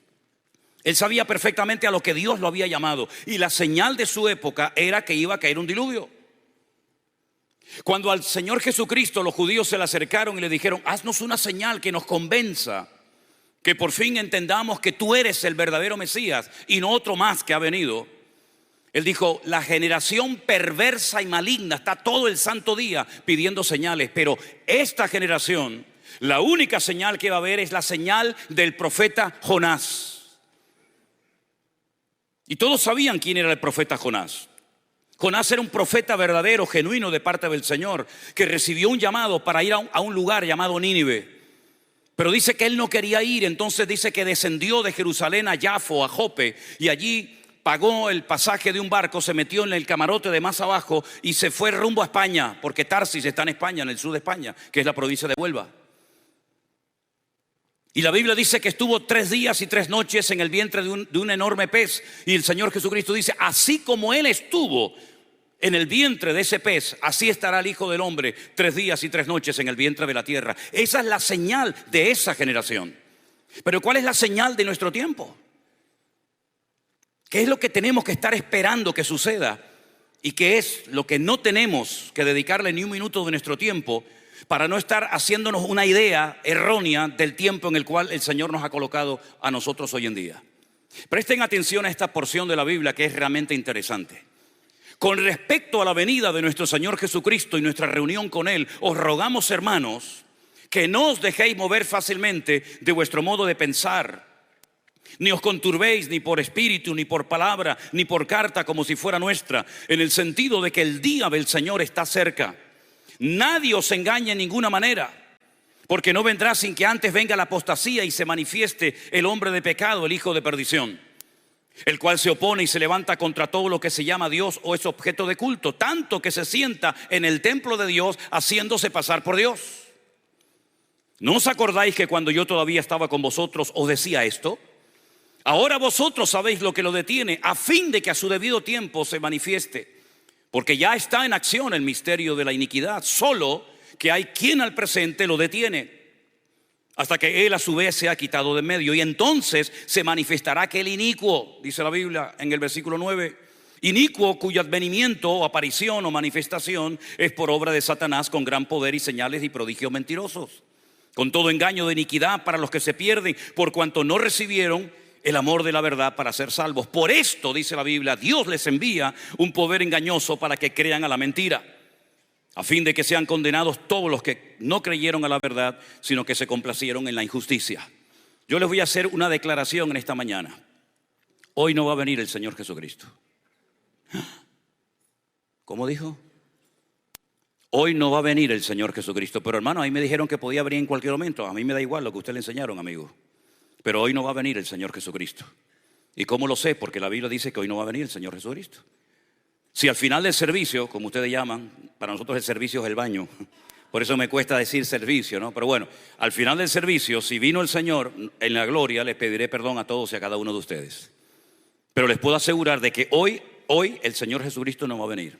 Mañana usted se va a levantar y va a volver a ir a trabajar y va a sus estudios o a lo que se dedique. No puede haber más desgracia en la vida de un creyente que ser un ignorante en cuanto al tema de las profecías bíblicas. Si usted coge la Biblia, se va a dar cuenta de que el libro sagrado que contiene más profecías bíblicas o más profecías referentes al futuro es la Biblia. En el Corán no hay ni una sola profecía, ni una. Usted coge todos los libros sagrados de todas las religiones y no son libros de material profético. Pero 3/4 partes del material de la Biblia, todos son profecías y profecías. No todas son iguales, no todas van en la misma línea, evidentemente. Hay profecías, por ejemplo, que ya se han cumplido y le dan credibilidad a las que faltan por cumplirse. Hay profecías que aún no se han cumplido y hay otro tipo de profecías que se han cumplido en parte y en otra parte todavía no. El Señor Jesucristo, cuando salió del templo de Jerusalén, sus discípulos se le quedaron mirando y le dijeron: Señor, ¿te vas tan rápido y no miras lo bonito que es nuestro templo? El Bet HaMikdash, la casa santa, ¿no? Y el Señor Jesucristo dice: mirad todo esto, porque no quedará piedra sobre piedra que no sea derribada. Ellos salen del templo, del monte Moriah. La palabra Moriah significa en hebreo el monte donde Dios es mi maestro. Cruzan el torrente del Cedrón y se meten en el huerto de Getsemaní, en el monte de los olivos. Y allí 4 de sus discípulos, Pedro, Jacobo, Juan y Andrés, le dicen aparte: Señor, ¿cuándo serán estas cosas? ¿Y qué señal habrá de tu venida y del fin del siglo? Y gracias a esa pregunta que ellos le hicieron al Señor, tenemos todo el capítulo 24 de Mateo, que lo podemos complementar con Lucas 21, donde él da una lista enorme de señales proféticas que nos indican cuánto tiempo queda para el final de los tiempos. Es como cuando usted, por ejemplo, coge una ruta, una avenida, una autopista, y usted quiere ir a un lugar. Pues por el camino usted va teniendo información acerca de cuánto falta, si hay una gasolinera, si hay un cruce o lo que sea. El Señor nos ha dejado muchas señales, muchas indicaciones en el camino para que la iglesia en todo momento pueda saber cuánto falta, qué tengo que hacer, cómo tengo que prepararme, cómo tengo que reaccionar ante lo que está ocurriendo. El Nuevo Testamento se escribió en griego, no en arameo, el idioma que hablaba el Señor, ni en hebreo, el idioma que se hablaba en el templo. He notado, por ejemplo, una de las cosas que me llama mucho la atención cuando voy a las iglesias es cómo se llama la iglesia. Y ustedes han escogido 2 palabras del idioma griego, la primera y la última, la alfa y la omega. En hebreo sería Aleph Tav, la iglesia alfa y omega. Es interesante notar porque en el Nuevo Testamento usted va a encontrar que el Señor Jesucristo dice que antes de su venida Él dejaría señales, indicándonos a nosotros los creyentes cuánto tiempo falta para el cumplimiento de las profecías. Ahora, durante siglos, los creyentes estuvieron preparando para el retorno inminente de Cristo, pero la realidad es que todos seguimos aquí. En el Nuevo Testamento, que se escribió en griego, hay 2 palabras para hablar de las venidas de Cristo. ¿Por qué? Porque la Biblia habla de 2 apariciones físicas y visibles del Mesías. Una que ya se cumplió en su primera venida, cuando nació en Belén de Judea, etcétera, etcétera. Y esa palabra que se utiliza es la palabra epifanía. La Epifanía es la primera venida del Mesías. Pero la segunda palabra que solamente se usa en la Biblia para hacer referencia a su segunda aparición es la palabra parousia. Y cuando usted lee el texto en el idioma original, usted va a encontrar que el texto dice con respecto a la parousia del Señor Jesucristo. En otras palabras, Pablo lo que va a dar es indicaciones de la segunda venida del Mesías para que sepamos lo que tiene que ocurrir antes de que Él venga. Y dice que antes de que venga el Señor se manifestará el hombre de pecado o el hijo de perdición. La pregunta es, ¿quién es este caballero? ¿Quién es este personaje? En la Biblia el nombre es tu código genético espiritual. Todos tenemos un código genético físico. Los padres transmiten su genética a sus hijos, a la siguiente generación. Pero espiritualmente también podemos transmitir nuestra espiritualidad para bien o para mal en las personas que nos rodean. Podríamos hablar largo y tendido de todo esto. Por eso hay momentos en la Biblia en los que Dios le cambia el nombre a ciertos personajes. Por ejemplo, Abraham no tiene ninguna letra del nombre de Dios. Por eso era una persona que, estaba limitado en muchos aspectos hasta que el Señor se mete en su vida y le cambia el nombre y entonces se convierte en padre de multitudes. El anticristo o el hombre de pecado o el inicuo o el hijo de perdición es un personaje político que aparecerá en los últimos tiempos y que recibe muchos nombres, porque a través de cada uno de esos nombres podemos discernir la esencia, la naturaleza, el carácter y la personalidad de este personaje. Es como por ejemplo Dios. ¿Cómo se llama Dios? ¿Cuál es el nombre de Dios? Tenemos muchos nombres para Dios. Tenemos muchos nombres para el Señor Jesucristo, cientos. Y tenemos muchos nombres para el Espíritu Santo: Espíritu de vida, Espíritu de adopción, Espíritu de gracia, Consolador, etcétera, etcétera. El anticristo es un personaje político que recibirá un poder político, económico y militar sin precedentes en la historia de la humanidad. Es un personaje con un carisma impresionante, porque, si me permiten la expresión, es la última bala que le queda al diablo en la recámara de su revólver. El diablo ha intentado a lo largo de la historia destruir al pueblo de Dios, borrar la presencia de Dios de la faz de la tierra. Caín se conformaba con matar a Abel, pero Satanás va mucho más allá que el espíritu asesino de Caín. El diablo lo que quiere es arrasar a Dios de la faz de la tierra. Muchas personas a lo largo de la historia intentaron quitar cosas para que no hubiera referencia del nombre de Dios. Por ejemplo, los 3 jóvenes en Babilonia que tienen nombres todos terminados en él, lo que dice él es Dios, les cambiaron el nombre. ¿Para qué? Para que no tuvieran recuerdo de que ellos eran adoradores y servidores de Dios. Les cambiaron el nombre. Los querían cambiar por fuera, pero no lo lograron cambiar por dentro, gracias al Señor, ¿verdad? Adriano, el emperador de Roma, dijo: esta ciudad nunca más se va a llamar Jerusalén, la ciudad de la paz, sino que se va a llamar Aelia Capitolina, para que nunca nadie recuerde que existió un día en la historia una ciudad llamada Jerusalén. Y al país de Israel, Israel es un nombre muy interesante. Tiene la letra Yod, Shin, Resh, Aleph, Lamed. Cada letra es un estudio bíblico. La primera hace referencia a Isaac y a Jacob. La segunda hace referencia a Sara, así sucesivamente. Pero fíjense qué interesante. Ese hombre dijo: este país nunca más se va a llamar Israel, se va a llamar Palestina o Filistea, tierra de los filisteos. Y así el diablo ha intentado cambiar el nombre de las personas y de los lugares para que no haya recuerdo de Dios. Pero el anticristo va a ir mucho más allá. El anticristo no se conforma con cambiar nombres, con cambiar leyes, como también dice que lo va a hacer, sino que el anticristo lo que quiere es arrasar a Dios de la faz de la tierra, asaltar a Dios, porque es el espíritu de Amalek el que se levanta contra el mismo trono de Dios. Y por lo tanto dice que no tenemos que olvidar nunca lo que hizo Amalek, que se atrevió a pelear contra el mismísimo trono de Dios. El anticristo es tan prepotente, tan soberbio y arrogante, que dice que cuando se reconstruya el tercer templo de Jerusalén, que por cierto ya está todo listo y preparado, y probablemente este año, el próximo, vamos a comenzar a ver la reconstrucción del tercer templo de Jerusalén, porque ya el pueblo de Israel tiene la autoridad y la libertad a través de las leyes de su país para poder subir a la explanada del templo y hacer algo paralelo, similar a lo que era el templo antaño. La Biblia dice que llegará el momento en el que este hombre se va a sentar en ese templo, haciéndose pasar por Dios y exigiendo a la gente adoración y que le rindan culto. Y antes de que venga el Señor Jesucristo, dice que este personaje se tiene que manifestar, se tiene que dar a conocer. ¿Podemos saber de quién se trata? ¿Podemos saber que ya está en acción, que ya está por ahí moviéndose este personaje? Claro que sí, y no solamente podemos saberlo, sino que debemos de saberlo. La Biblia dice, por ejemplo, que del amor de las mujeres no prestará ninguna atención. Esto puede ser que tenga una doble interpretación, ¿no es cierto?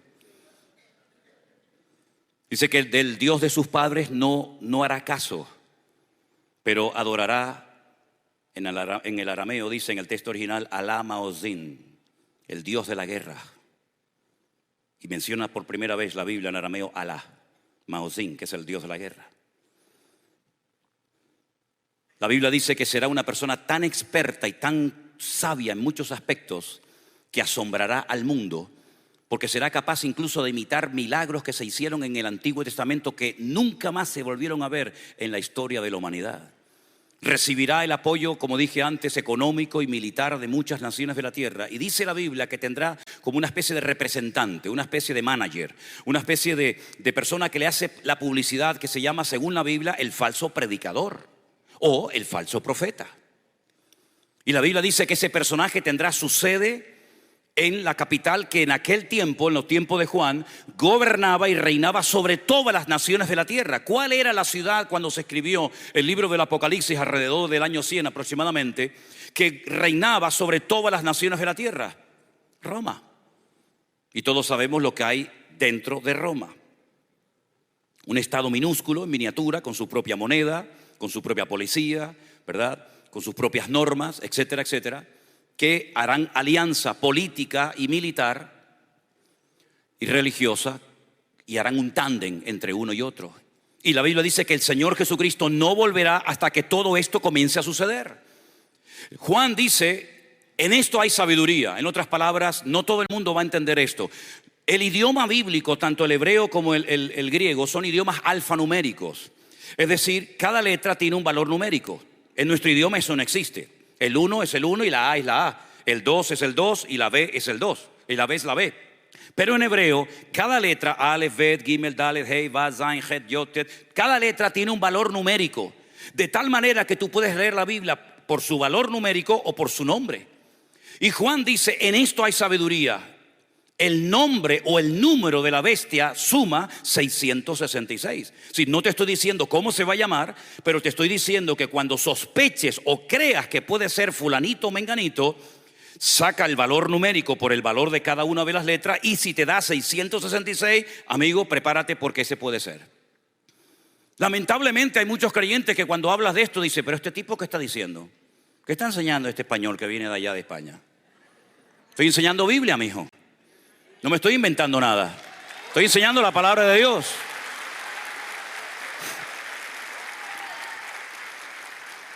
Entonces, ¿cómo no vamos a leer el libro del Apocalipsis si estamos a punto de ver cosas que ninguna generación de creyentes ha visto a lo largo de su historia?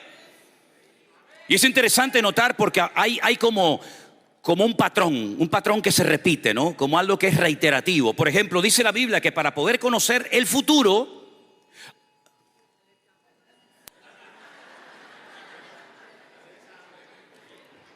¿eso qué fue? Ahí viene. Tranquilo, no pasa nada. Dice la Biblia que para conocer el futuro hay que conocer el pasado. Es una regla de oro de la hermenéutica bíblica. La hermenéutica es la ciencia que nos ayuda a la correcta interpretación de los textos bíblicos. Dice el libro de Eclesiastés, ¿qué es lo que será? Lo mismo que fue. Es decir, que Dios te cuenta el futuro en tiempo pasado. Y de hecho, cuando tú lees la Biblia en el texto original en hebreo, te das cuenta de que tú estás leyendo algo como que ya sucedió, pero resulta que te lo está contando en tiempo pasado, porque en Dios no hay presente, pasado ni futuro, sino que Él es un tiempo presente permanente. Y Dios te cuenta lo que aún no ha ocurrido, mi hermano. Miren qué interesante esto. Me queda tiempo, ¿no? Miren qué interesante esto. Juan está en la isla de Patmos y le muestra al Señor una visión donde dice que ve una multitud con ropas blancas de todas las naciones, pueblos, tribus y lenguas, que nadie podía contar de la cantidad de gente que había en aquella masa. Y uno de los ancianos en la visión que tiene Juan le dice, ¿estos quiénes son? ¿Y de dónde han salido esta gente? Y Juan llora y le dice, yo no lo sé, Señor, yo no sé quién es esta gente, ni de dónde vienen. Y le dice, escucha bien, estos son los que han salido de la gran tribulación y aún no han empezado. Pero ya en la profecía es como algo que ya sucedió. ¿Por qué? Porque el Señor conoce perfectamente el futuro. A Él no se le esconde absolutamente nada. Él lo sabe absolutamente todo. Qué ridículo cuando Adán intentó ocultarse y esconderse de Dios. Nuestra Biblia, que fue traducida por un cura español de la ciudad de Sevilla, llamado Casidro de Reina, cuando él comenzó a traducir el texto original, él se dio cuenta de que hay letras en el hebreo que son 4 preposiciones, pero tienes que escoger una sola. Y entonces dice que Adán se escondió entre los árboles del huerto, pero el texto original realmente dice que Adán se metió dentro de un árbol, porque en y entre es la misma preposición en hebreo. Porque dice que se ocultó de Dios. Oí tu voz, tuve miedo y me escondí. ¿De dónde te vas a esconder de Dios, mijo? Si Dios lo ve todo, Dios lo conoce todo. No hay nada que Dios no conozca, Él lo sabe todo. Por eso, mis queridos hermanos, Moisés cuando vuelve a Egipto, el Señor sale en el camino para matarlo. Y uno dice, ¿cómo sale en el camino? Me acabas de llamar para que vaya a Egipto y ahora voy a Egipto y me quieres matar. ¿Qué cosa es esto? Y uno sigue leyendo y dice, porque el hijo de Moisés no estaba circuncidado. ¿Y quién se va a dar cuenta que mi hijo no está circuncidado? ¿Es que acaso eso es una cosa que se ve por fuera? Pero es que lo que el ojo del hombre no ve, Dios sí lo ve. Y tú vas a predicar en Egipto algo que no estás viviendo en tu casa. Así que empieza a predicar en tu casa antes de ir a los egipcios a predicarle la palabra. No, nadie se va a enterar. Que no se va a enterar nadie. Pero Dios sí lo sabe todo lo que haces en intimidad y en lo público. Entonces dice la Biblia que antes de que venga el Señor tenemos que estar preparados, porque los cambios políticos, sociales y económicos que va a experimentar, que ya está experimentando el mundo, son tremendos. El día 7 de octubre de hace 2 años ocurrió algo que no había ocurrido desde los tiempos de la Shoah, desde los tiempos del holocausto nazi en la Segunda Guerra Mundial. Nunca Israel podía imaginarse que iba a sufrir la catástrofe que ha sufrido, que hasta el día de hoy aún no se han recuperado. Y ocurrió y lo vimos casi en tiempo real en nuestras pantallas. Y es que hoy en día las redes sociales nos permiten ver en tiempo real cosas que están ocurriendo en la otra parte del mundo. Por lo tanto, ya no hay excusa para vivir atontados y perdidos, sino que tenemos que estar velando y orando, dice la palabra de Dios, porque Cristo viene pronto, mi querido hermano. Y no perder el tiempo en vanidades ni en estupideces. Pero además de eso, el texto que hemos leído en esta mañana dice, pero aparte de manifestarse el inicuo, el hombre de pecado, el hijo de perdición, Daniel lo llama el cuerno pequeño y Juan lo llama el anticristo. Es el mismo, con distintos nombres, el mismo perro con distinto collar. Dice que además se tiene que manifestar la apostasía. ¿Y qué es eso? La apostasía no solamente es volver atrás de una fe que un día tuviste. Permítame, yo no sé lo que ustedes creen. Yo no sé si están a favor o en contra de lo que voy a decir. A mí me da igual, pero yo le voy a decir lo siguiente. Hay gente que dice, no, yo me convertí y ya nadie se puede desconvertir. Es decir, salvo siempre salvo. Bueno, ok, vale, usted puede pensar lo que quiera porque para eso es libre. Pero yo le voy a decir lo que dice la Biblia. La Biblia dice, hermanos, último capítulo de Santiago. Hermanos, si alguno de entre vosotros se ha extraviado de la verdad, sepa que el que haga volver al pecador del error de su camino, salvará de muerte un alma y cubrirá multitud de pecados. Eso dice la Biblia. Libro de Apocalipsis dice, y al que venciere, luego si no vence, esto no es para ti, al que venciere no borraré su nombre del libro de la vida, sino que confesaré mi nombre delante de mi Padre. Entonces la apostasía no es solamente dar marcha atrás de una fe que tuviste, como por ejemplo Pedro. Pedro en un momento de su vida se convirtió en un apóstata. Tú eres uno de ellos. No, yo no sé, tú eres uno de ellos, pero si es que hablas como ellos. Y entonces cuando el Señor Jesucristo resucita el tercer día, le dice a María Magdalena, dile a mis discípulos, y a Pedro, que vayan a Galilea, que quiero hablar con ellos. ¿Por qué no dice dile a mis discípulos y ahí mete a Pedro? Porque tú dijiste que no me conoces. Y si no me conoces, ni tú quieres saber nada conmigo, ni yo contigo tampoco. Pero como yo soy Dios, y yo soy un Dios que restaura, perdona y olvida el pecado, dile que también suba, que yo lo voy a ayudar a restaurar otra vez su vida. Bendito sea Dios. Mi discípulo y a Pedro. Así que la apostasía es mucho más que una persona que conoció, se enfrió, se apartó, se volvió atrás y bueno, etcétera, etcétera. La apostasía es la pérdida total y absoluta de valores y de principios morales y espirituales. Estamos en una época de relativismo, donde todo vale. Por ejemplo, en España, en Europa, hay gente que se ha casado con una gallina. ¿Qué le ven acostarse con una gallina? Ah, bueno, como están los huevos aquí tan caros, a lo mejor será por eso. Será por eso, ¿no? Hay un tipo en España que se gastó 14.000 euros porque desde pequeño él sintió que era un perro. Y se hizo una operación y tú lo ves y parece, hasta levanta la pata cuando va al baño. Porque él sentía que era un perro. Es decir, vivimos en un mundo tan ridículo, pero tan ridículo que cuanto más ridículo y más absurdo y más raro sea la idea, más la creen y la sigue la gente. Bueno, ahora dice que hay un problema con Blancanieves porque el beso que le dio el príncipe no fue con permiso y ahora pues lo van a denunciar. Unas cosas ridículas, absurdas. A mí me pasó hace tiempo, yo le aguanté la puerta a una hermana, era una pagana, no era una hermana. Le aguanté la puerta a una señora que entraba y me dice, esto es un acto machista, ¿eh? Digo, bueno, en mi época era un acto de educación. Ahora, si usted dice que es un acto machista, la próxima vez se la abre a su marido si es que lo tiene. No, es tremendo, una cosa de locos, una cosa de locos. Ya estamos viviendo en esa época, Yo no sé aquí en los Estados Unidos, pero yo vivo en las Islas Canarias. Nosotros vivimos del 1 de enero al 31 de diciembre del turismo. Pero turistas que van allí a hacer lo que no se atreven a hacer en sus países. Porque allí nadie los conoce, allí nadie los ve. El inglés, el noruego, el finlandés, el italiano, etcétera. Y van allí, tú dices, son auténticos salvajes. Pero luego lo ves en su país y tú lo ves con chaqueta y corbata y dices, el señor tal. Señor, es un demonio. Es un hipócrita. ¿Por qué? Porque todo vale, todo está permitido en los colegios, en las universidades, incluso hasta en algunas iglesias. Que para que la gente no se vaya, no le llame la atención porque se van y si se van son muchos diezmos los que se van. Que se vaya, como si yo viviera de tus diezmos. Si yo cuando estaba en el mundo endemoniado hasta las orejas no pasé hambre, ni frío, ni me pasó nada. Ahora en Cristo soy más que vencedor, dice la palabra. Aleluya.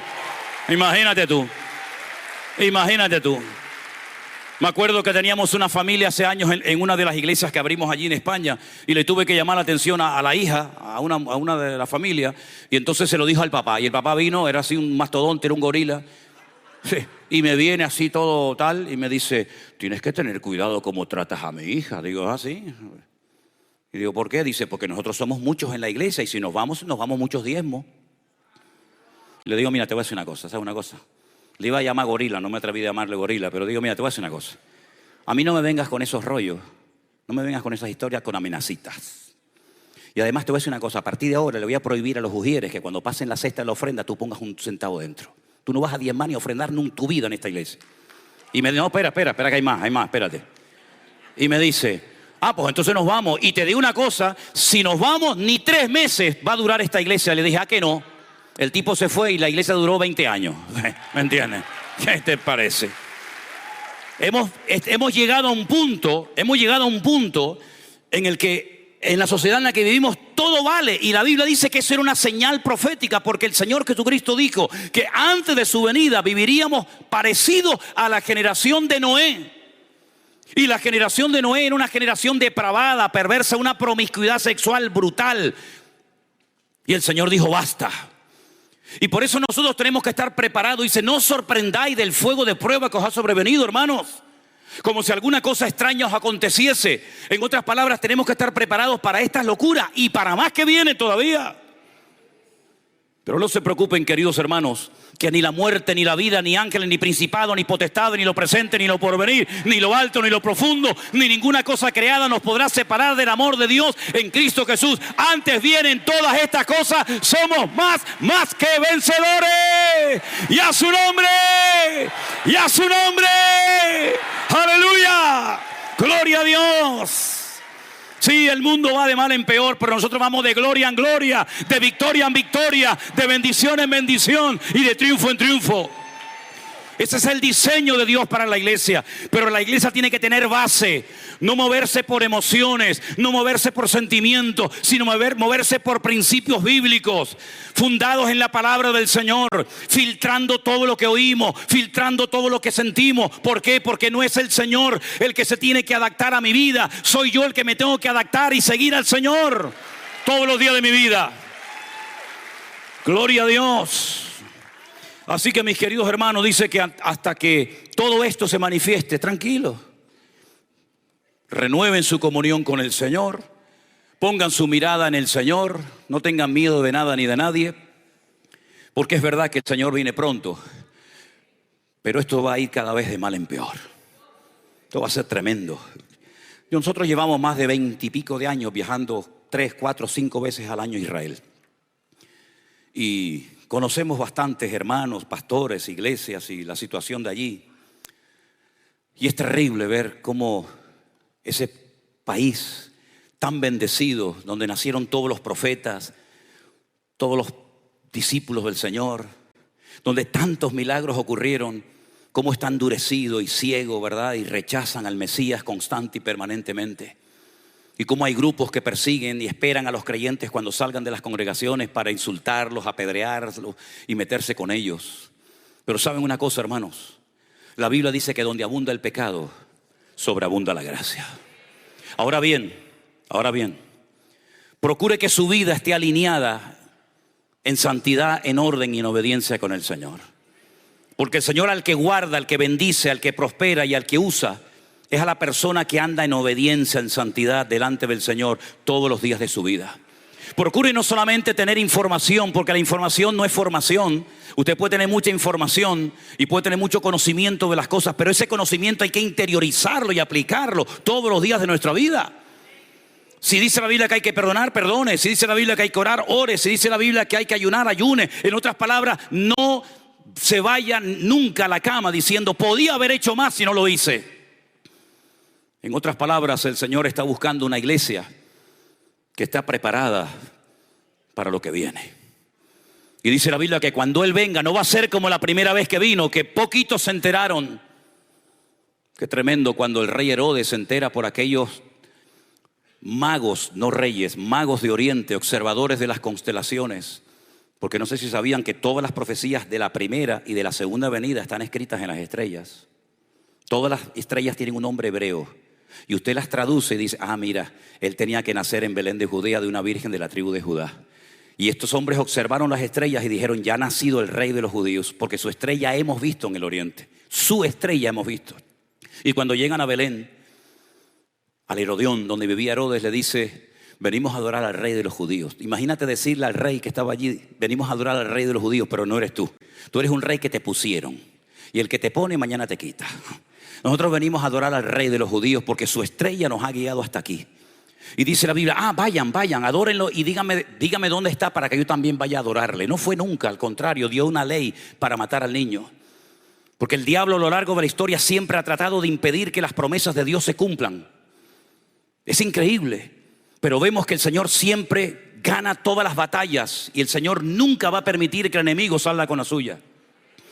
Y la palabra del Señor nos enseña que pocos se enteraron de que había nacido el Mesías. Sin embargo, cuando Él venga en su segunda venida, dice que todo ojo le verá. Toda rodilla se doblará. Toda lengua confesará que Él es el Señor para gloria de Dios Padre. Aleluya.